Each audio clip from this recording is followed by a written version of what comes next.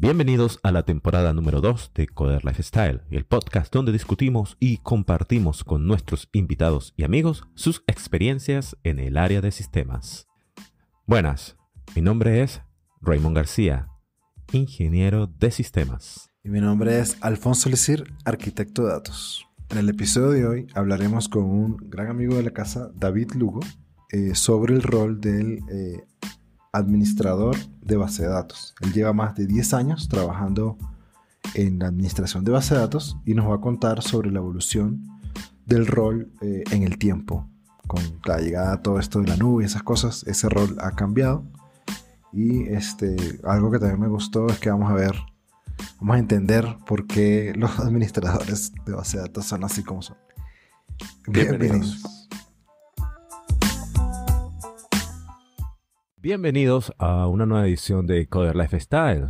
Hoy vamos a hablar con David Lugo. Él es actualmente un data architect, pero vamos a comenzar a hablar lo que es un administrador de base de datos y después vamos a transicionar hacia arquitecto de datos. Bienvenido, David. Hola, ¿qué tal, muchachos? Muchas gracias por invitarme. Bienvenido. Un placer conversar contigo después de tanto tiempo. Tenemos harto tiempo sin conversar. Sí, varios años, de hecho. Exacto. En efecto. David, coméntanos un poco acerca de cuál fue tu motivación para estudiar en el área de sistemas. ¿Cuáles fueron esos motivos internos que te dijeron, esto es lo que tengo que hacer? Mi motivación para iniciar en el estudio de ingeniería responde a una cosa muy sencilla. Me gustaban los videojuegos y quería hacer videojuegos. Estamos igual. Así de sencillo. Eventualmente... Eres de los nuestros. Sí, eventualmente cuando llegué a la ingeniería me di cuenta de que, que es este mundo, esto no es lo que yo pensaba que era. Me engañaron, me sentí engañado. Pero bueno, eventualmente lo típico, empiezas a estudiar, bueno, vamos a ver si me gusta. Y en efecto, sí me terminó gustando la carrera. El enfoque, las herramientas, lo que vi, me terminó gustando mucho. Y bueno, obviamente me quedé ahí. Cool, perfecto. Una vez que viste, ¿cuál fueron las materias que más te llamaron la atención? ¿Hubo alguna en particular que dijiste, me gustaría como que enfocarme en esto después cuando salga de la carrera o realmente...? Me gustaría solo trabajar en esto. Sí, exacto. Mira, de materias de que más me hayan gustado, la que más me hizo enamorarme de la ingeniería en sistemas. Yo pensaba que iba a ser la programación, pero realmente... Irónicamente, lo que me enamoró de la ingeniería de sistemas fue la arquitectura del computador. Cuando empezamos a ver cómo funciona realmente un computador por dentro, no era simplemente como que, bueno, lo prendes y ya, sino que, mira, efectivamente todo lo que tiene por dentro, cómo se integra, cómo se materializa eso en lo que hoy en día vemos y que es simplemente una abstracción de todo lo que pasa por debajo. Fue lo que me terminó de enamorar de la ingeniería de sistemas. Sí, creo que los tres aquí comenzamos precisamente en esta carrera por los videojuegos. Y ya después nos dimos cuenta que, ¿sabes? Más que todo por el ámbito Venezuela. Creo que, o el ámbito del país, que esa área no era muy explotada. De hecho, la semana pasada tuvimos una entrevista con un desarrollador de videojuegos y, ¿sabes? Nos comentó un poco de cómo él se lanzó a esa área. Pero continuando contigo, una vez que ya tú vienes, estudias, te gradúas, ¿entraste directamente a programar o entraste en otra área distinta? Mira, esa es una historia, a mi llamarlo un poco triste, porque cuando estaba en la universidad, una de las cosas que dije fue que yo no quería trabajar en operaciones y que lo último que iba a hacer en mi vida era ser administrador de base de datos. Por la sencilla razón de que esa gente no tenía vida. Yo decía, oye, no. Claro. Pues ellos no duermen, esa gente siempre anda amargada. O sea, yo conocí como a tres y todos los tres eran más o menos lo mismo. Gente amargada, que no tenía vida social y que podía estar en el cine, en la playa, en la montaña y tenía que estar conectado trabajando. Entonces me parecía como, oye, realmente eso no es lo que yo quiero hacer en mi vida. Primera oferta laboral formal después que me gradúo, administrador de base de datos. Lo llamaste con la mente. Sí. Y después de ahí, después de eso, dije, bueno, está bien, voy a soltar el trabajo, necesito el dinero. Quería trabajar y dije, bueno, me voy a cambiar después O sea, no sé, 2, 3 meses y me cambio. Eventualmente nos ofrecieron cursos, nos ofrecieron cosas y dije, bueno, me voy a quedar un poco más como para aprovechar los cursos, aprovechar lo que estoy viendo y eventualmente me empezó a gustar el área de administración de base de datos. Me empezó a gustar y dije, bueno, capaz después del año me cambio, después de los 2 años me cambio, bueno, ya van 14 años y sigo metido en el mundo del área de datos. De acuerdo. Exacto. Interesante. Cuéntanos un poquito sobre el rol de administrador de base de datos. ¿Por qué esas personas se tenían que estar allí, estar todo el tiempo pendientes de lo que estaba pasando? El rol de base de datos es bastante complejo. Para los que no están metidos directamente, los ven como alguien amargado que lo único que hace es hacer reportes y enviar correos y decir que no. Sí. Creo que es algo típico en resto de las áreas, que ven a los administradores de base de datos y a los administradores de sistemas operativos, pero especialmente a los de base de datos, como el que te dice que no a todo. Ese ente amargado que tú puedes te presentar un proyecto, está perfecto, todo bien, y te dicen no, por esto y esto y esto, no puedes, no. Y tú vas y peleas y escalas y haces de todo y te siguen diciendo no. Pero la verdad, agua adentro es que no es así. Uh-huh. El rol de base de datos es bastante complejo y varía incluso entre empresas, entre la misma empresa, tú puedes tener dos DBAs que te hagan cosas completamente distintas. O sea, en general, muy macro, el DBA se garantiza de que que los datos estén disponibles en el momento que tienen que estar disponibles y en un lapso de tiempo finito. Que todos tus requerimientos de consulta se ejecuten en un tiempo apropiado. ¿Okay? En regla general es eso. Ahora, el cómo lo hace o al que se dedique especialmente es...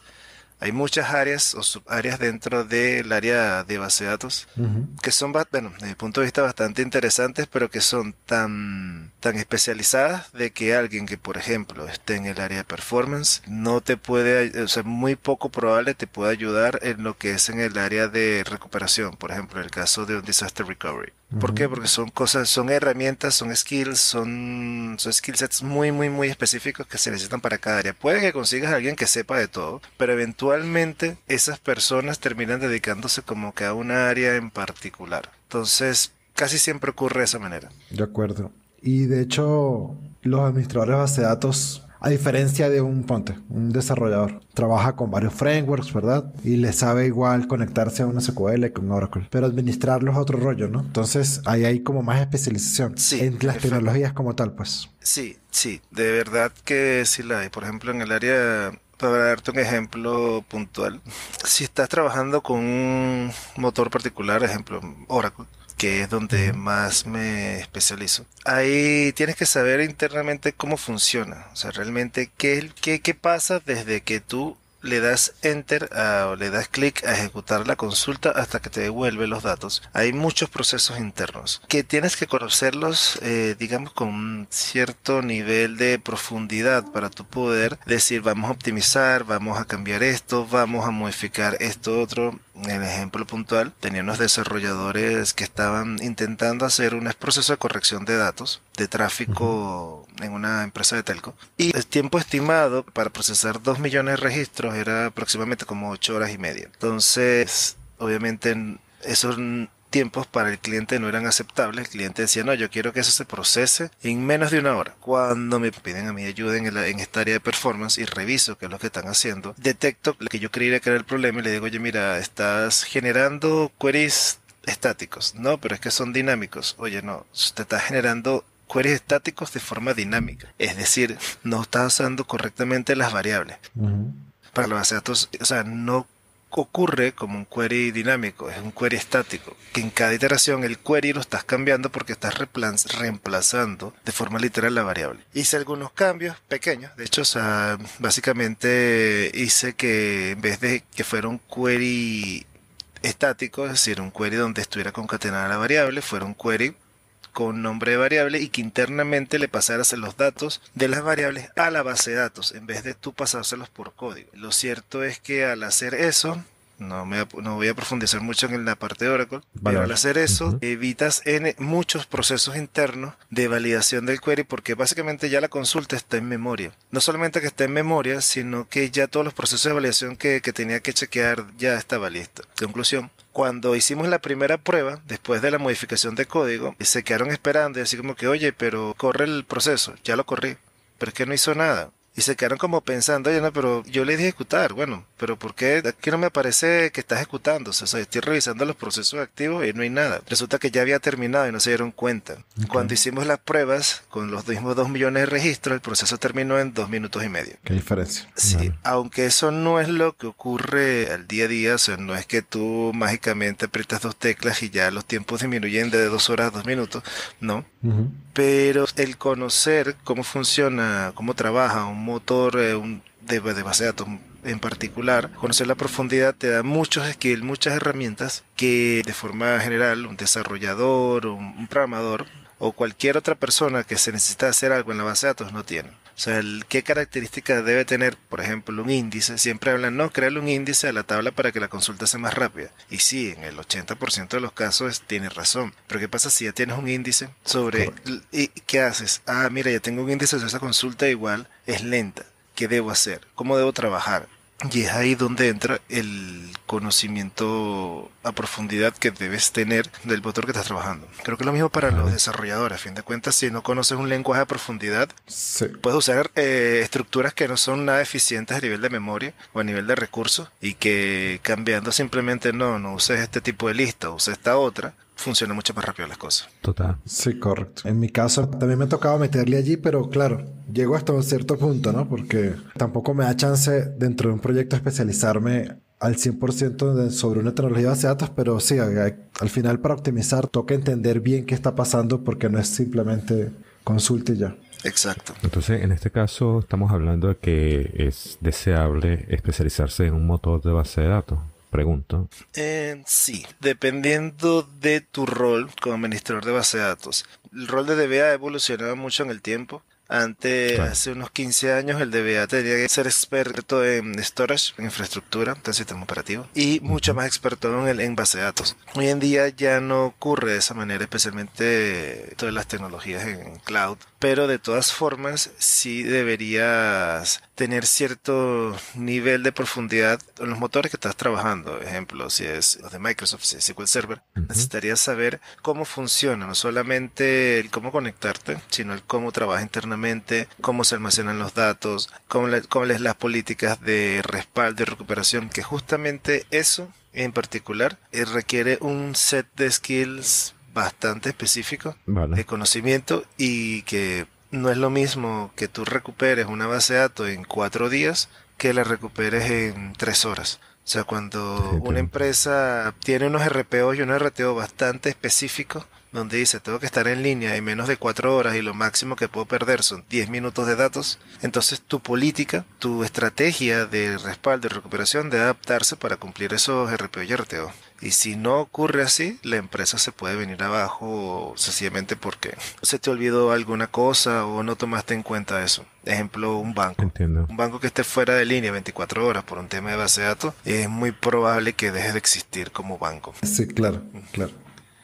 Claro, pues están las sanciones, como las superintendencias le exigen ese tipo de... Exacto. Y hay sanciones económicas asociadas, pues. Exacto. Entonces, aquí estoy viendo que uno de los retos es como que conocer bien a fondo la herramienta o el motor o el engine que tú vas a utilizar de base de datos. Pero también hay un reto que yo veo bastante importante, que es el hecho de cómo sobrellevar las guardias, ¿no? Como tú estabas comentando al principio, tú estás como que, bueno, me voy el fin de semana, pero llevo la computadora, o estoy en una reunión y tengo que llamar a la computadora porque necesito resolver, estoy de guardia, necesito resolver ciertos problemas, como Cualquier eventualidad. cualquier eventualidad. Y no solamente estás allí en horario laboral, sino fuera del horario laboral, incluso trabajando por más de 24 horas. ¿Cómo tú, en toda tu experiencia, cómo tú has sobrellevado eso? ¿Cómo fue al principio? ¿Cómo lo sobrellevaste? ¿Cómo fue esa trayectoria? Bueno, yo creo que el secreto para todo eso ha sido bastante café. Bastante café. Sí, bastante café. Sí, mucho café. Wow. Sí, mira, el tema de cuando eres administrador de base de datos es muy difícil poder despegarte, porque a fin de cuentas una base de datos no para. O sea, tú tienes células de desarrollo que se pueden ir turnando, puedes tener una célula en la mañana, tarde, noche y el desarrollo constante. Pero en caso de un DBA, de verdad que se resulta bastante complicado de despegarse, decir, oye, este fin de semana o estas vacaciones voy a irme, no sé, a la montaña donde no tengo señal, donde no voy a poder conectar, donde solamente voy a respirar aire puro, donde no hay civilización. Era muy difícil. De hecho, en muchas de mis vacaciones, durante todos estos años, si es que me las tomaba, siempre me llevaba el teléfono y la computadora. Y porque siempre estaba el tema de que, bueno, si pasa algo, ¿qué hacemos? Y no era el único DBA de la empresa, éramos varios. Pero cada uno tenía como un set de skill muy particular que eventualmente si pasaba algo, ejemplo, una catástrofe o se daña la base de datos y hay que recuperarla, ya sea por un evento sísmico. Por ejemplo, el que hacía eso era yo. Si había temas de performance con una aplicación, el que hacía eso era otra de las personas que trabaja conmigo. Entonces, si llegaba un punto crítico, la aplicación core de la empresa empezaban con lentitud, con fallas, y los que estamos ahí no podemos resolverla, llamamos a la persona experta en performance. Si yo estaba fuera y de repente había un problema con la base de datos, se corrompió un disco, por ejemplo, me llamaban a mí, así. Entonces, y por mucho de que las otras personas también tuvieran ese conocimiento, había momentos en los cuales, oye, esto ya se escapa de mis manos. Entonces, estás en un momento crítico, tienes en juego la estabilidad de la empresa, necesitas a alguien que sepa de lo que estás haciendo. No vale el, bueno, vamos a aprender acá. Entonces, tocaba Claro. mucho eso. Y bueno, que aparte de que un tema, el rol de DBA también va con cierto estigma, y yo creo que Alfonso estaría bastante de acuerdo con eso, de que los DBAs lo que hacen es simplemente decir que no a todo y hacer reportes en Excel. Correcto. Entonces, Correcto. sobre ellos recae mucha responsabilidad. Y está también el factor de desgaste humano. O sea, yo he tenido jornadas de más de 24 horas seguidas. Sí, que Imagínate. eso no debería pasar. Entonces, obviamente el desgaste es bastante fuerte en esos momentos. Y hay veces donde, mira, yo estaba no de vacaciones, pero sí estaba un fin de semana alejado y me llamaban, oye, necesito que te conectes. ¿Por qué? Porque tengo a esta otra persona y ya lleva Ujú. 20 horas seguidas sentados en el mismo sitio, en la misma silla trabajando. Ya, Café y paciencia, ¿no? bastante, realmente. Yo creo que la paciencia no, la paciencia está sobrevalorada hoy en día. La Pero el paciencia café es sí. finita, algo así. Claro. El café es mucho más... El café es más infinito que la paciencia. Sí, No, yo... a mí se me acaba la paciencia mucho más rápido que el café, para serte sincero. El termo tiene más.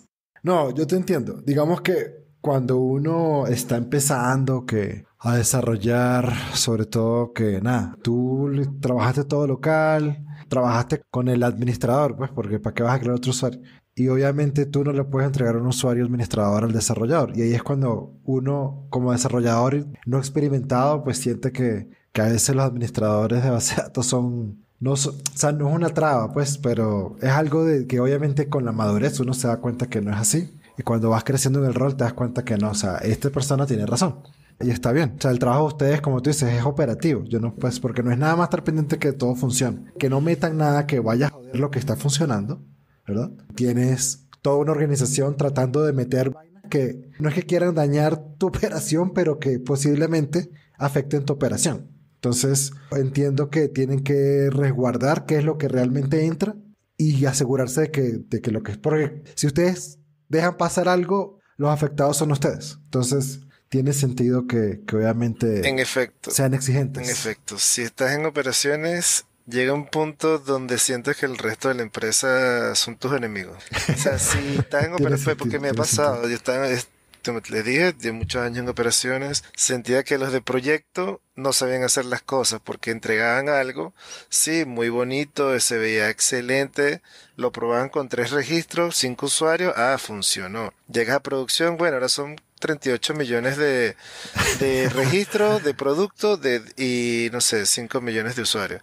Perfecto, ya, Y no concurrentes. funciona nada. Desplegaban aplicaciones con usuarios con todos los roles.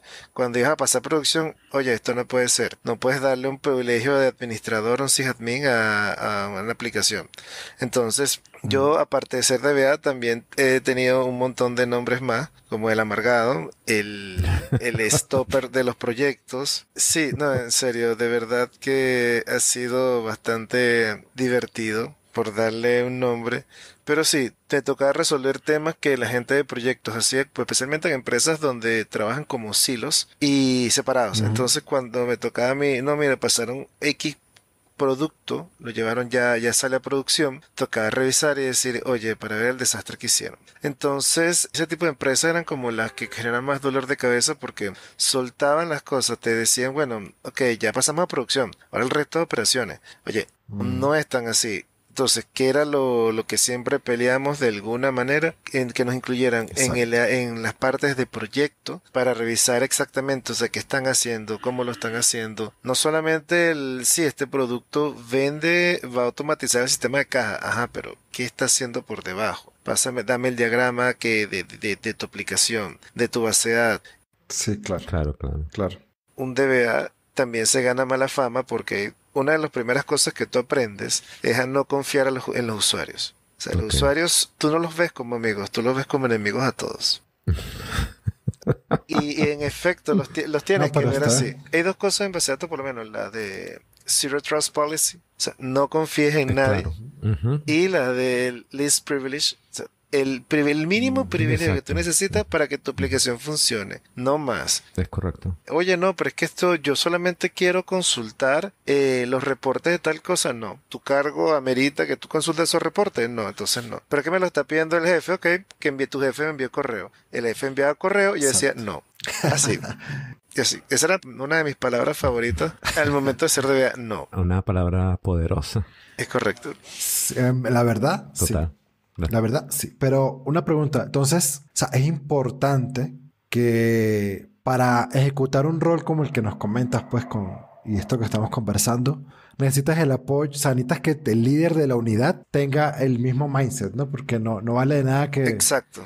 que tú digas que no porque sabes que es lo más seguro para la operación, pero el jefe de ustedes sea ¿cómo es? Alguien que se deje presionar y que entonces los tal. Exacto. He pasado por momentos así, donde justamente el líder, el subgerente del área, oye, no, pero es que necesitamos lanzar esa producción lo más pronto posible. Ok, corrijan todos los errores. No, pero los corregimos en el camino. No lo podemos corregir en el camino. Pero es importante, ok, perfecto, tú quieres hacer esto, bueno, envía un correo, que todo quede a tu nombre. Y que seas tú el que lo va a resolver y que seas tú a la persona que vayan a llamar a las 4 de la mañana porque el proceso se quedó pegado y no responde. O porque lleva mucho tiempo cargada haciendo una carga masiva y no ha terminado. O por lo que sea. Entonces, cuando ejerces presión de esa manera, o sea, si eres una persona de repente bastante quizás novata o que sea muy blanda, por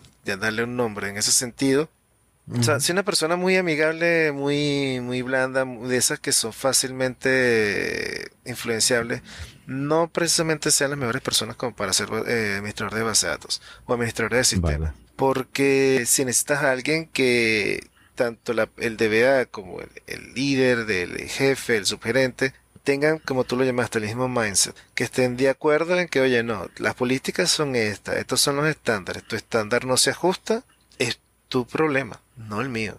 La primera tarea que tiene que hacer, y no solamente corresponde a un DBA, pero también tiene que estar involucrado en eso, es definir todos esos estándares, políticas y mejores prácticas, para tú después poder hacer el enforcement y decir, ok, si esto no se cumple, no pasa. Si no se aplica todo esto en el momento de desarrollo, eso no llega a producción. Eso es algo vital, Correcto. algo vital. Exacto. Y necesitas el apoyo de todos para que eso ocurra.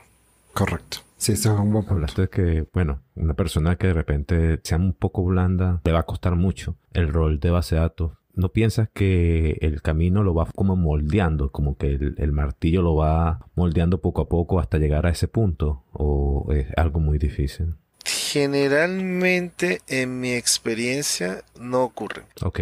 obviamente la forma de trabajar, o sea, tu trabajo influye en tu vida personal Sí. muchas veces, en varios aspectos. Uno de ellos, en este caso, para mí fue eso, justamente eso, fue como que ser un poco más intransigente o tener menos paciencia. Pero alguien que puede que sí, puede que llegue a cambiar, efectivamente. Pero si es alguien que es, vamos a decirlo, muy blanda, eventualmente va a tener problemas porque van a pasar cosas. Así el desarrollador, así el jefe de proyecto, así la persona del sistema operativo haya tenido las mejores intenciones y que de verdad su intención original, su idea original haya sido, no, vamos a mejorar esto, vamos a hacer este procedimiento, vamos a hacer lo que sea. Eventualmente eso te puede traer problemas. Un ejemplo particular, una actualización del sistema operativo. Alguien actualizó unas librerías. Ah, perfecto. Esto no va a afectar nada porque solamente unas librerías de, no me acuerdo exactamente qué era algo bastante sencillo. Esto no va a Ujú. afectar nada. Ujú. Bajan todos los servicios, reinician la máquina, suben la base de datos, pum, problemas. Problemas de performance, problemas aquí. Vale, vale. No, Sí. tiempo de respuesta lento.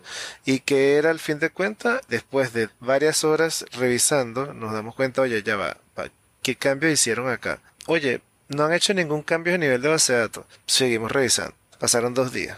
Jornada de trabajo de 18 horas. No damos con el problema. Y la persona del sistema operativo donde estaba, durmiendo en su casa, porque era fin de semana. Ok. Cuando llegamos el lunes, ¿qué No. fue lo que se hizo acá? Y empezamos a ver, involucramos a todas las áreas.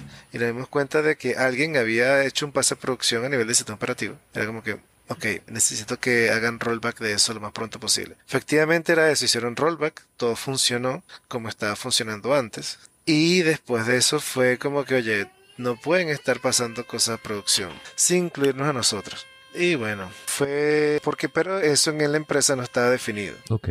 Me gusta el cuento que acabas de echar porque sí es verdad. O sea, uno puede tener las mejores intenciones, pero no hay nada más eterno que lo temporal, decía un jefe mío. O sea, lo dejamos así por ahora para arreglarlo después y después no va a haber tiempo de arreglar nada, es mentira. ¿Y qué pasa si tienes un jefe que decide hacer estos favores y ser buena gente y ayudar al progreso de la compañía?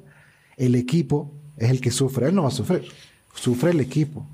Y el equipo de alguna manera se lo va a hacer saber al jefe. Entonces, tanto por el tema de que tú eres el jefe y eres responsable de la operación, tienes que ser bien pragmático, vamos a decirlo así. Y también por el bien de tu equipo, porque esa operación depende de que tu equipo esté en la buena contigo, de que esté contento con tu manera de gestionar las cosas. Entonces, debe ser difícil, o sea, y no es que la gente no quiera ayudar a los demás, pero tu ayudar a los demás no puede ser un riesgo ni para la empresa ni para tu estilo de vida, o sea, ni para tu calidad de vida. Exactamente. Sí, ahí tu jefe o tu jefatura, tu gerente tiene que entender qué significa eso que acabas de decir, qué significa de que tiene que esforzarse para que las buenas prácticas, los reglamentos, los estándares se cumplan, tanto de parte de su propio equipo como de los demás. O sea, si viene Ujú. alguna aplicación que quiera desplegar, si es algún desarrollo nuevo, si es un fix, si es cualquier cosa, tiene que pasar por varias etapas. Lo que ocurre acá es que generalmente una empresa tiene un solo equipo de administradores del sistema, un solo equipo de administradores de base de datos. Ujú. Entonces no se involucran del todo, por ejemplo, en las primeras pruebas, en las primeras cosas, no se involucran ese tipo de personas, sino ya cuando llegan a la última etapa.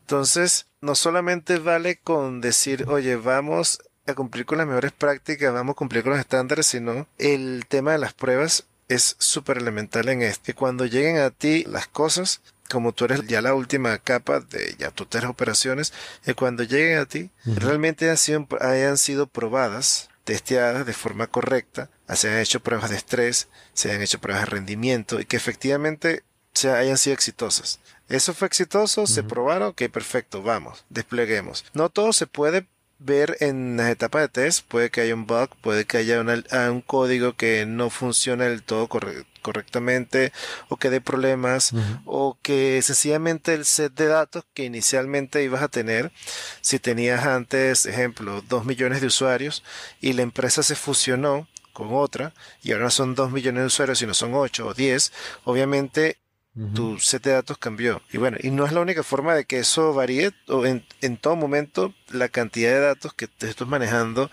va aumentando, porque la única constante aquí va en aumento. Entonces siempre tienes que ir previendo ese tipo de casos, siempre tienes que tener herramientas que te permitan hacer monitoreo, que te permitan chequear de que todo esté funcionando en los tiempos que debería estar funcionando, y que ya sea que si hay algún tipo de problema, sea que simplemente, bueno, vamos a optimizar este código o vamos a darle más recursos a la máquina o al profile con el que se está levantando esta aplicación, hay que asignarle más CPU, en fin. Pero siempre tiene que estar un monitoreo constante de los datos. Un administrador nunca es de que, bueno, me llaman cuando hay problemas, mientras tanto, yo soy feliz.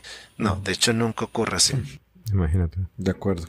Tiene un amigo que vive, o bueno, no sé si todavía está viviendo por allá en San Antonio, y trabajaba ahí en el Lido. Entonces, mientras iba bajando en el autobús, tenía un SSH en el celular, un cliente SSH en el celular, y si le reportaban algo que estaba caído, entonces él se metía por el celular ahí bajando por la cosa, ya no me acuerdo cómo se llama, Por la Panamericana. y se metía por la Panamericana, acomodando, levantando servicios, cualquier cosa que le reportaran, él estaba ahí activo, pero por el celular. Pues. Es un trabajo de todo el día. Definitivamente te tiene que gustar eso, ¿no? Sí. O sea, te tiene que gustar. Yo creo que el ser administrador de sistema, pero específicamente el de ser administrador de base de datos, es como una relación tóxica, ¿sabes? O sea, es como, bueno, como tú sabes que te hace daño, que te hace sufrir, pero lo quieres. Pero lo quieres.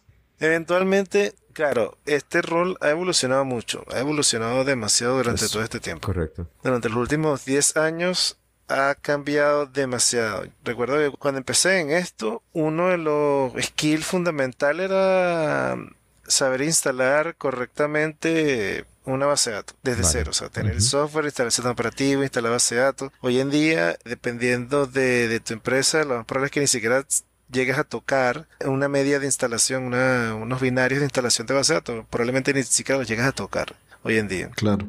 Correcto. Y cuéntanos, ¿por qué se da esta evolución? Mira, se abre factores. Obviamente, el más importante de todos ellos es la tendencia a usar tecnologías en la nube, a estos proveedores de servicios en la nube que te permiten desplegar cualquier aplicación, casi cualquier aplicación, cualquier cosa que necesites en cuestión de minutos, de pocos minutos. Entonces, eso luego llegaron las bases de datos o los sistemas autoadministrables y empezaron a surgir cierta cantidad de herramientas, cierta cantidad de cosas que no es que el rol de DBA en sí vaya a morir, sino que el enfoque cambió completamente ante un DBA. Claro. Hoy en día el rol ha mutado bastante, ya los administradores de base de datos, la idea es que se especialicen también en lo que es la integración de su base de datos, de su sistema con el resto de los sistemas de la empresa, especialmente si están en la nube, que es parte de lo que es mi rol hoy en día. Como arquitecto de datos, una de las cosas que yo hago es que la aplicación, cómo se integra todos los demás sistemas satélites al sistema que estoy manejando, o a los sistemas que estoy manejando, las distintas personas, entes que van a consumir esos datos. Todo eso tiene que estar bien planificado. Ahora, la parte de cuántos datos va a almacenar, cuánto esto, sí, obviamente hay que tener una idea de cuánto se va a guardar. Pero la elasticidad de los recursos en la nube hace que eso no sea un skill tan prioritario como era antes. Cosas que eran meses, ahora simplemente es, mira, vamos a hacer una actividad, vas a servicios, cambias la configuración de la máquina, subes la máquina, subes los servicios y listo. Vale. Ha cambiado mucho en esa parte. Sin embargo, lo que sí se mantiene como constante hoy en día y que es mucho más, quizás desde mi punto de vista, útil, es la parte de performance. Que por mucho que tú puedas darle CPU y memoria a una máquina, aumentarle recursos, siempre vas a necesitar que una aplicación esté bien escrita, esté bien desarrollada para que funcione correctamente, para los datos que tú vas a manejar en ese momento. Sí. Entonces, el área de performance es algo que hoy en día se ha vuelto muy importante. Y de hecho he visto un crecimiento, al menos en las empresas en las que he trabajado, un crecimiento en lo que son el rol de DBAs de aplicaciones. Gente buena en desarrollo, gente que entiende el área de desarrollo y gente que entiende de cómo funciona el motor, por lo menos la parte que a ellos les compete, que es justamente el área de performance. Entonces, ha sido un rol que he visto que ha crecido en importancia y que ha sido muy bien pagado, pero para llegar ahí tienes que tener al menos esas dos cosas, ser bueno, relativamente bueno en desarrollo, entender qué hace la aplicación y cómo lo hace, y entender cómo funciona la base de datos. Interesante.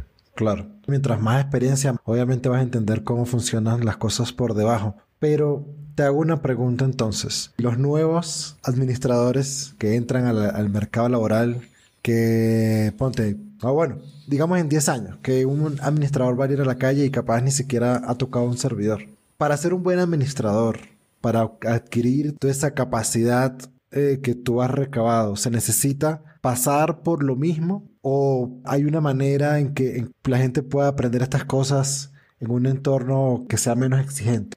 Probablemente ya no lo necesite hacer. Probablemente un DBA en 10 años o alguien que sea DBA en 10 años, probablemente nunca haya instalado una base de datos. Probablemente nunca haya hecho nada más que usar un asistente en la nube, darle clic que quiero una base de datos con tantos recursos. Fin. Y ya. Si es que llegamos, si es que todavía hay administradores de base de datos en ese punto, porque yo creo que aunque el rol per se no va a morir, va a cambiar tanto que ya administradores de base de datos no sería el término correcto para la descripción de ese rol. Quizás algo como administrador de datos. Pero de base de datos... Claro, buen punto. Falta todavía evolucionar bastante, pero yo creo que podríamos en 10 años llegar a ese nivel.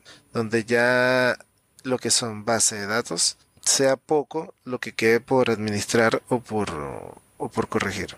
Está cool ese pensamiento. Ya saben, niños, cuando los profesores les los manden a instalar una base de datos, ustedes le van a decir para qué y ya saben que sí lo es puedo importante. hacer en la nube y ya está autogestionado. Ya. Exacto, sí, con 2 clics lo puedo hacer.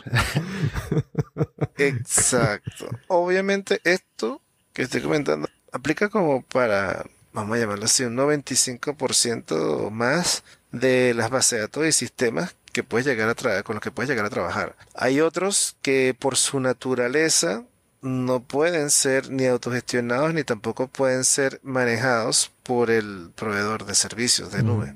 Claro. Aplicaciones que son tan grandes o que tienen unos requerimientos muy puntuales que básicamente tienen que ser todo desde cero. O sea, el proveedor de servicio, el proveedor de nube te da el servidor vacío y tú tienes que instalarle el sistema operativo a medida, customizado. Tu instalación de base de datos, tus librerías, tus features tienen que ser completamente customizados. ¿Por qué? Porque son aplicaciones que sus tiempos de respuesta tienen que ser extremadamente bajos o que sus necesidades, por ejemplo, de storage son muy altas. Para darte un ejemplo puntual, proveedores de servicios de nube para bases de datos autoadministradas tienen cierto límite en el tamaño de la base de datos. Vale. Entonces, cuando tú tienes las empresas de telco especialmente, que son las que manejan muchos datos a tiempo real, datos de tráfico, datos que necesitan tener bases de datos relacionales para poder ser procesados. Hablo de 120 teras, 150 teras de información, bajo esos criterios y con tiempo de respuesta que tienen que ser muy, muy bajos y sin pérdida de datos, porque eso le tienes que sumar de que, mira, no debe haber pérdida de datos, no eres tienes fault tolerance. Entonces te das cuenta que las alternativas que están ofreciéndose de autoadministrada o con cierto nivel de administración por parte del proveedor de servicios no te funcionan. Y es ahí donde sí se necesita el skill de alguien que sepa, oye, mira, vamos a configurar esta base de datos o este conjunto de base de datos para que funcionen de la manera más cercana a lo óptimo o lo más eficiente posible. Sí, recuerdas, Alfonso, si lo digo mal, hemos hablado en otros podcasts que el hecho de manejar a nivel de consola, eso siempre va a existir. ¿A qué me refiero con esto? Que tú vienes y vas a necesitar, saber instalar cosas, independientemente de si estamos en la nube o en premise. Tenemos que saber cómo instalar ciertas cosas, es decir, si tenemos que instalar la base de datos desde cero, pues tenemos que saberlo cómo hacer, porque como tú mismo estás diciendo, pues hay ciertas cosas muy específicas que de repente mi aplicación que solamente va a manejar unos cuantos clientes, realmente una base de datos autogestionada, ya la arreglo y ya, no necesito preocuparme de esa parte. Pero si es un negocio bastante grande, el cual necesito utilizar mucha información, pues ahí se necesita ciertos skills, ciertas capacidades específicas y hay que buscar las personas que sepan de esas capacidades. Sí, y que al final nosotros todos somos ingenieros al final en el corazón. Queremos hacer cosas cada vez más potentes, más complicadas, más eficientes y no lo vas a lograr si no sabes qué está pasando por debajo. O sea, si tú en tu vida sabes qué está haciendo la base de datos por detrás o cómo se instala ese servidor, es difícil. O sea, no es que no lo puedas lograr, pero va a ser más difícil poder hacer cosas más complejas. Y lo otro es que te da empatía.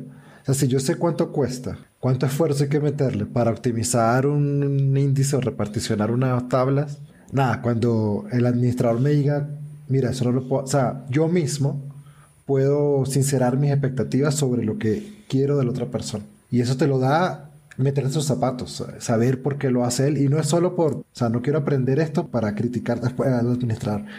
Quiero aprenderlo para yo saber más, hacer yo mejor mis desarrollos y para yo saber bien qué le puedo pedir o qué no le puedo pedir al administrador. O sea, aprender más siempre va a ser una ganancia, ¿no? Y si esto te ayuda a conectar con la gente que está a tu alrededor, que necesitas de ellos, pues también es chévere. Sí, correcto. Mira, complementando, es un poco lo que dices, o lo que sería el no saber o el no conocer, el no poder colocarse en los zapatos de otra persona. Me pasó recientemente, eso fue a finales del año pasado. Yo había recomendado, mira, esto que está acá hay que particionarlo, esto hay que hacerlo, esto hay que reconfigurarlo de esta manera en puntual para estos sistemas. Actualmente no me prestaron atención porque el gerente dijo, no, pero ¿para qué? Si esto funciona bien. O sea, yo no veo necesidad de eso. Yo hice el recordatorio, vamos a tener problemas eventualmente si esto sigue así. Me dijeron, no, pero ¿cuál es el problema? Si todo está funcionando perfecto. Pasa un año, ya las cosas no funcionaban perfecto. Y me dicen, ¿por qué esto no fue solventado en su momento? Y yo, bueno, porque tú mismo dijiste de que esto no era necesario. Bueno, pero entonces arréglalo. Y yo, ok, pero para eso se necesita una ventana de mantenimiento, se necesita aprobaciones, se necesita estimar tiempos y todo eso. Oye, pero eso es algo fácil, ustedes deberían poder hacerlo. Y no es saber poder hacerlo, no, es que se necesita recursos, tiempo, planificación para hacer todo esto. Ok, bueno, ¿cuánto necesita? Ok, perfecto, ya sacamos todos los cálculos, fueron 15 horas estimadas. Cada día que iba pasando se iba insertando más y más datos y obviamente pasaba un mes más y probablemente le íbamos a agregar que sí, 1 hora, hora y media más a los tiempos de trabajo. La persona no entendía, para esa gerente la persona no entendía, pero decía, pero ¿por qué? Si eso es algo trivial. Claro, cuando tus tablas están vacías, no cuando tus tablas tienen 1000 registros, no cuando tus tablas tienen 17.000 millones de registros. Claro. O sea, es distinto. Entonces, ¿qué pasa? Eventualmente había muchos problemas. Llegaron al oído del gerente del área de negocios, que irónicamente había sido DBA en una vida pasada. Okay. O trabajó como DBA. Y cuando le explicamos qué era lo que había que hacer, él entendió perfectamente. Son tantas horas, bueno, ok, bueno, hay que convencer a todo el resto de la empresa que vamos a estar sin servicio durante tanto tiempo porque se van a hacer tareas a nivel de base de datos y que requieren tantas ventanas en dictante de tanta duración cada una de ellas. Vale.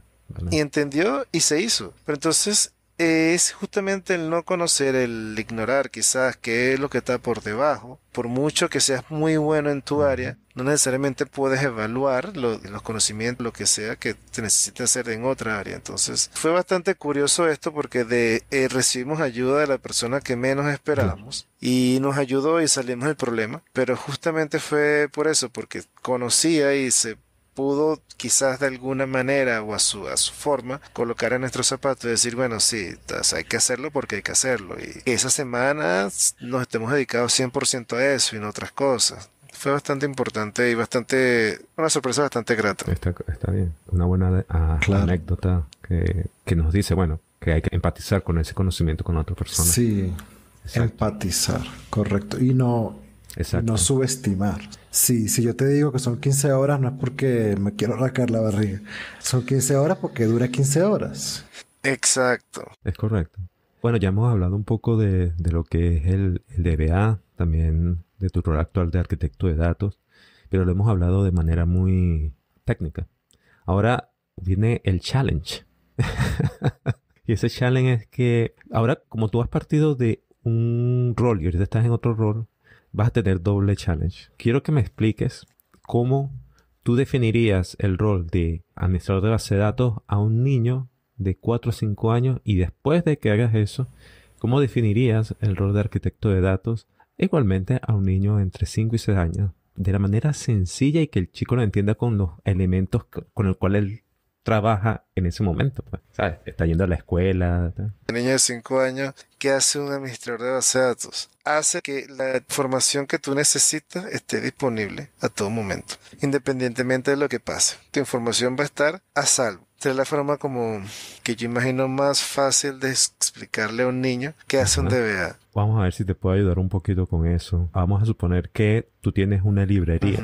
Y en esa librería tienes diferentes libros. Y tú quieres acceder a los libros. Yo lo que te hago es que yo te habilito cada uno de los libros y te los doy, por decirte algo. Y de repente la librería viene siendo lo que es la base de datos. No sé. Sí, exactamente. Podríamos usar esa analogía de una biblioteca gigantesca, que haya temas de lo que tú quieras saber, que a lo que a ti te provoque leer en ese momento. Quiero leer un libro de dinosaurios, perfecto, aquí está. ¿Cómo lo quieres? ¿Dinosaurios herbívoros o dinosaurios carnívoros? Así. Sí, básicamente podría ser una buena analogía, muy buena analogía, sí. Yo por The LOLs, yo le diría, mira, toda esta gente me entrega papelitos, yo los guardo aquí en esta cajita. Y esta gente me entrega papel, yo las guardo aquí. Yo me encargo que esta caja nunca falle. Y agarro esos papelitos, los organizo, y ellos después, más tarde, van a querer preguntarme por esos papelitos. Entonces yo tengo que tener organizado para entregárselos en un tiempo razonable, me cuesta esa parte, sus papelitos. Eso, yo se lo hubiera puesto así. Sí, también es válido, creo que lo pudiera entender más fácil un niño de 4 o 5 años. Exacto. Está cool. Sí, me gustó esta brainstorming de... Oye, ahora dinos el de arquitecto. El de arquitecto.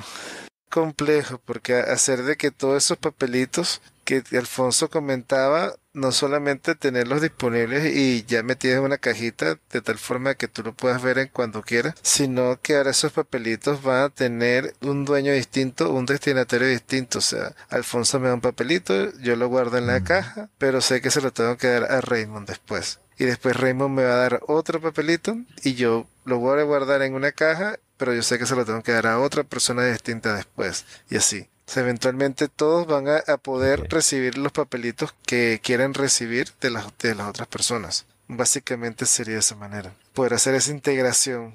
Sí, son muchas cajitas, son muchas cosas y cada persona quiere enviarle un papelito a otra persona. Pero papá, eso no es ser ¿cómo es? El cartero. No, es un cartero a otro nivel. No inventes, chico. Anda a ver televisión. Vale. Está bueno.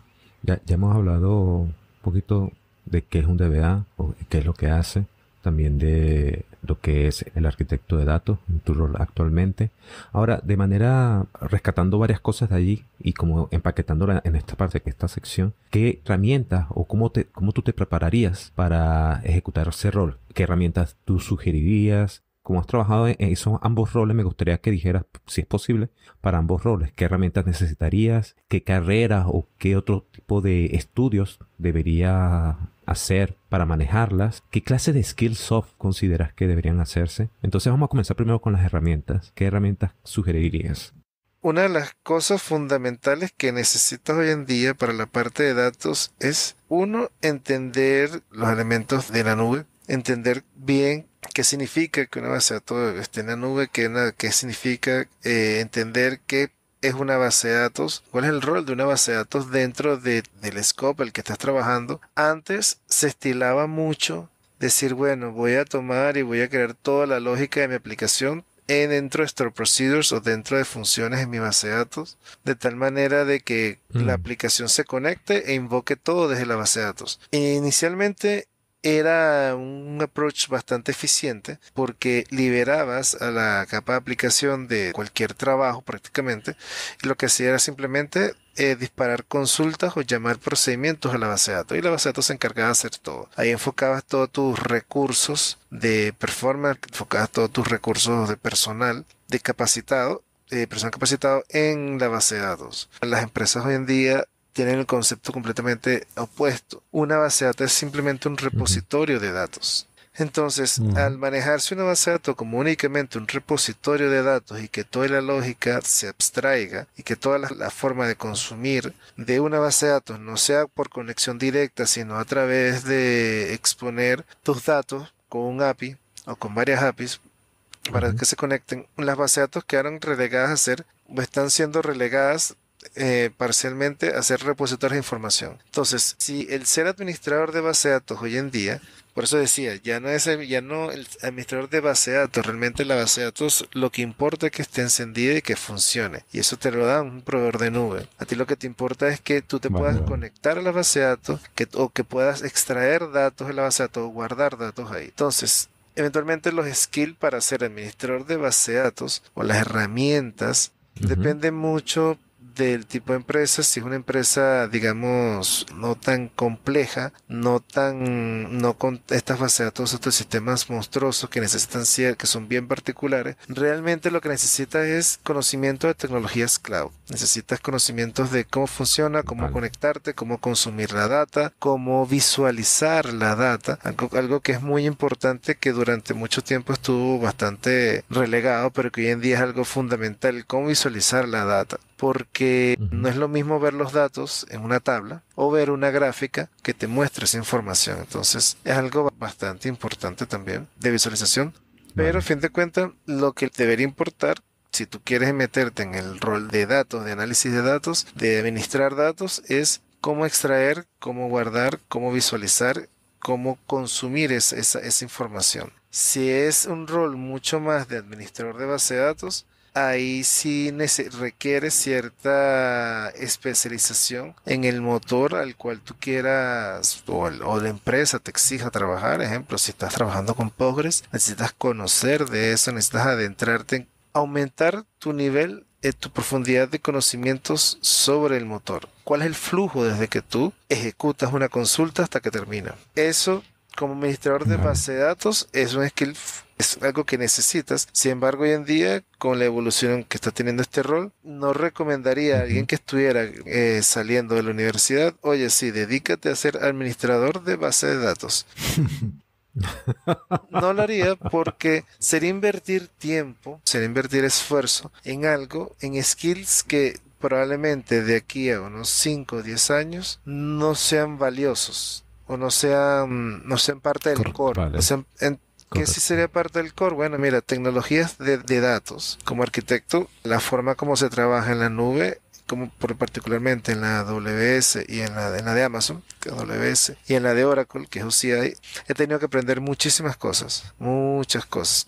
A cualquier persona que quiera ingresar en este mundo, yo le recomendaría que se vaya directamente por la parte cloud, porque a fin de cuentas es hacia donde es la tendencia, hacia donde está evolucionando todo esto. Y que más que ser administrador de una base de datos de 2 o de 2 motores, 3 motores, más valioso para mí va a ser el que pueda integrar todas las aplicaciones que estén desplegadas en la nube, que se puedan integrar y que se puedan hablar entre ellas, que sepa manejar esa integración entre sistemas. Excelente consejo. Bueno. ¿Quieres meterte en el área de datos? Oye, mira, hay cursos, incluso cursos gratis, pagos de las nubes de los principales proveedores, que te pueden ampliar un poco el espectro de conocimientos, e incluso de repente empezaste como administrador de datos, pero ahora te quieres dedicar a otra cosa, o viste que te interesaba otra área un poco más. Eso también es viable, ¿no? Es posible. Pero lo primero que haría es ir tecnologías de nube. Vale. Está bueno. No, bueno, había otra pregunta, como ¿qué le recomendarías a David Lugo de hace 10 años? Pero no sé si... Alfonso, te pregunto, pienso que la recomendación que dio ahorita cae perfectamente en ese... O sea, esa recomendación es para el que quiere, o sea, el que está saliendo de la universidad y quiere saber qué va a hacer. Pero tú, David, ¿le recomendarías algo a ti mismo cuando saliste de la universidad, por ejemplo? Que compra más café, le dices. Y compra un termo más grande. De hecho, era una de las recomendaciones. Porque cuando salí a la universidad no era amante del café. Entonces le hubiese dicho 3 cosas. 1, no compre café malo. 2, nunca digas nunca. Y 3, invierte más tiempo en tecnologías cloud. En ese momento no eran tan famosas, no eran tan comunes, pero sí se vea cierta tendencia. Que obviamente las empresas quizás de los países de Latinoamérica fueron un poco más lentas en su implementación, en la implementación de esas tecnologías, pero sí, el tema de lo que es el manejo de tecnologías en cloud hace demasiada diferencia hoy en día. No sé si me hubiese ayudado o no, pero yo creo, o sea, no puedo estar seguro, pero creo que sí hubiese sido un panorama completamente distinto el poder tener esa visión adicional. Me hubiese hecho la vida mucho más fácil. Hubiese podido dar mejores soluciones de las que di a los problemas que se me presentaron en ese momento. Vale. Okay. Vale. Bueno, hoy en día es demandado. Hoy en día cada oferta te dice mínimo saber manejar AWS siendo desarrollador, por ejemplo. Ya entrando en otras áreas, me imagino es un requisito mucho más excluyente. Si no lo sabes, bueno, no te dejan no estar. Sí, pero cuando te dicen que necesitas experiencia en la nube, no necesita que seas sysadmin de la nube. Necesita que entiendas los conceptos y que tengas algún contacto con eso, ¿no? Uh-huh. Que también a veces uno piensa que esperan de uno que sea el experto y no. Cuando seas experto te van a poner ahí que tienes que ser experto en la nube. Exacto. O sea, que tú puedas integrar lo que estás haciendo con lo que esté desplegado en la nube. Que tenga ya esa curva de aprendizaje ya esté lista. Cubierta. Ya está cubierta. Entonces, obviamente es lo primero que te piden. Que te sepas integrar. Uh-huh. Vale, eso es fundamental. Vale. No, bueno. Chévere. Ahorita entonces, ya con esto, finalizamos la parte del tópico principal. Y en este momento, vamos a entrar a la parte de off topic.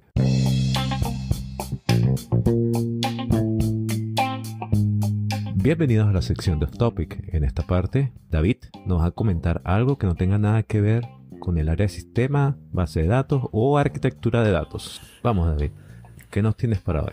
Mira, una de las cosas que más he disfrutado, que me hubiese transportado hace 10 años y no lo hubiese creído, es el tema del ciclismo. Vale. Desde que llegué a Chile hace ya bastantes años, me causó curiosidad como veía que la gente, oye, pero aquí mucha gente sale en bicicleta, algo que normalmente yo no hago. Se transporta en bicicleta, va, viene, ya, perfecto. Eventualmente me compré una bicicleta sencilla, de bueno, como para ir al trabajo. Y recuerdo que el primer día salí y fueron 5 kilómetros, que di un recorrido como de 5 kilómetros, y cuando llegué a la casa estaba destruido, estaba casi que publicada la bicicleta en venta. Dije, no, esto no es para mí definitivamente. No lo es. O sea, yo no podía creer lo destruido que estaba en el piso, me dolía todo el cuerpo. Bueno, 2 años y medio después, hago rutas de 200 kilómetros en un día. Vamos al pueblo, vamos a salir de la ciudad, vamos a hacer una ruta rural, ok, perfecto, vamos. Un grupo de amigos, 250 kilómetros, vamos, almorzamos o desayunamos en el destino y nos regresamos. Y es como que si no hubiese pasado nada. El ciclismo terminó siendo un vicio para mí, bastante entretenido, y aparte es una de las pocas actividades físicas que me gustan. Okay. Entonces me cayó perfecto como complemento al estilo de vida sedentario que tienen generalmente los que trabajan como administradores de sistemas o DBAs, y fue como un complemento súper bueno. Uh-huh. Por lo cual me terminó de llamar la atención o de gustar fue hacer ciclismo de montaña. Al principio era como que yo me sentía súper pro porque bajaba una acera o porque saltaba una piedra pequeña y que lo estoy haciendo súper bien. Eventualmente uno va como que quieres un poco más, como que, oye, pero ¿qué tal si hago esto? ¿Qué tal si hago lo otro? Oye, esto se ve interesante, pero se ve peligroso. Pero bueno, yo creo que lo puedo hacer. Y cosas que al principio parecían como que, o sea, yo ni siquiera puedo bajar caminando, mucho menos voy a poder bajar en bicicleta de la inclinación que tiene. Hoy en día bajas como si nada, como que es parte del día a día.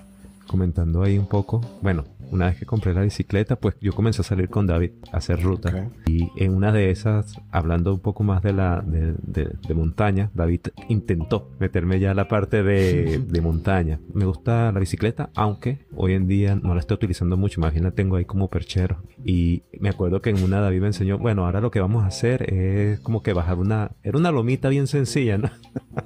Entonces yo estoy bajando y me echo una matada. Y me hago como una especie de corte en la mano y ya no volví a hacer. Uh-huh. y ya después de ahí no volví a... Dijo no. Lo importante de esta cicatriz que se hizo en la mano es que pasan 5 años después de eso y me dice, mira, lo que me hice por ti. todavía hoy, después de 5 años, me dice, sí, mira, aquí está, esto fue por tu culpa. Entonces, creo que no tienes moral, Raymond, para eso. Yo en particular no he aprendido. Cuando estaba viviendo en una zona que tenía como varios compañeros de trabajo alrededor, estaba aprendiendo, pero yo no sé manejar bicicleta. Compré una bicicleta, como que la más barata conseguí. Estuve aprendiendo con un amigo, el que estuvo acá por el tema de agilidad, Ángel Silva. Pero luego, como todo, te casas. Me mudé con mi señora y nos mudamos hacia el sur de la ciudad, pero así sur, en el extremo sur. Entonces perdí como esa comunidad y tampoco por ahí se podía rodar tan fácil, ¿no? Como más al norte acá está mejor las vías para rodar. Entonces nada, quedó ahí, lo fui dejando, ya no lo volví. O sea, hemos tomado la actividad física por otro lado, pero la bicicleta no fluyó en mí. Mis amigos sí salen y tú ves las fotos de Como perchero, ¿no? cómo saliendo por la ciudad y eso, pero yo me perdí de esa. David, tú estabas comentando que comenzaste a realizar la parte de montaña y sabemos que la parte de montaña tiene unos riesgos bastante inherentes, como son las caídas, las heridas en la mano, las pequeñas heridas. Exacto. No, pero yo he escuchado cuando te vas a montaña, no solamente David tiene seguro muchos ejemplos, pero tomando un ejemplo de un pana, bueno, coméntanos tus ejemplos. Básicamente son caídas horribles, pues, que uno se puede hacer y dando los consejos ahí para las personas que quieren meterse en esa parte. Hay que entender de que, o sea, primero toda actividad tiene riesgo. Es correcto. O sea, ninguna actividad está exenta de eso. Lo segundo es que hay que entender de que caerse, aunque no es exactamente divertido ni placentero, bueno, al menos para mí no lo es, parte del juego. Y Sí. puede pasar, puede ocurrir de que efectivamente te caigas, que te des un golpe, en fin. Lo tercero es que cuando empiezas a hacer ciclismo en montaña e ignoras el tema de las caídas en el sentido de que, bueno, entiendes de que, como decía, eres parte del juego y que, o sea, las caídas simplemente representan como ese aprendizaje de qué cosas hacer o qué cosas mejorar o qué cosas no hacer incluso. Pues te concentras en lo que sí te divierte o en lo que sí te motiva, que es esa adrenalina, y lo demás queda como secundario. O sea, obviamente es importante tener en cuenta elementos de seguridad que tienes que sí o sí tener, preferiblemente de buena calidad, y mientras más avanzando tu disciplina, pues tienes que complementarlo. Por ejemplo, lo elemental para todos lados es un casco. Luego, cuando empiezas a hacer ciclismo en montaña, te das cuenta que necesitas rodilleras, protectores de codos, y bueno, dependiendo ya que tanto avances, pues puedes seguir complementando. Correcto. Eso sí, algo que es importante, que sí le advierto a cualquiera que quiera ingresar en esto, no es un hobby barato, no es un hobby económico. Es verdad. Es cierto. Puedes balancear allí, pues obviamente no te vas a endeudar o sea, una cosa importante es que no te puedes endeudar por hobby, pues No. yo sé que capaz lo hacemos, pero lo consciente como adultos que somos es, o sea, no, voy por la pena, pues. No, obviamente, o sea, es cuestión de y entender de que a fin, uno, que tienes que ser responsable con tus finanzas, que no es porque, o sea, que si ganas 100 no puedes gastar 200, o sea, si ganas 100 lo que puedes gastar son 100, entender eso. Y también, segundo, de que el hecho de que tengas el mejor componente que hay ese año, porque todos los años van saliendo cosas nuevas, el mejor componente que haya ese año, la mejor bicicleta, el mejor todo, no te va a hacer el mejor ciclista. Entonces, sí, es eso. O sea, si quieres, aunque ganes mucho dinero, pero o sea, gasta en proporción a tu skill y a lo que puedas gastar, o sea, nada hago yo comprándome una bicicleta de $10,000 si realmente con una bicicleta de 1,000 o de 500 voy a obtener el mismo rendimiento. ¿Por qué? Porque no voy a saber aprovechar los beneficios que una de 1,000. O sea, me sale más económico. Si quiero bajarle el peso a mi bicicleta, prefiero perder peso yo. Correcto. Claro. Eso es una buena... Exacto. Es más barato y más saludable. Por supuesto, es mucho más saludable, más económico rebajar 1 kilo yo que quitarle 100 gramos a la bicicleta. No, mucho más económico y saludable. Doble. bueno. Sin comprometer obviamente la seguridad. De hecho, sí, es importante la seguridad. No, perfecto. Ya aquí ya terminamos las grabaciones. Ahora, David, gracias por tu tiempo y por explicarnos cómo funciona el rol de arquitecto de datos, adicionalmente el de administrador de base de datos. La conversa estuvo muy, muy interesante. Vale, gracias a ustedes por invitarme. Muchas gracias por haber compartido con nosotros. Gracias a ustedes.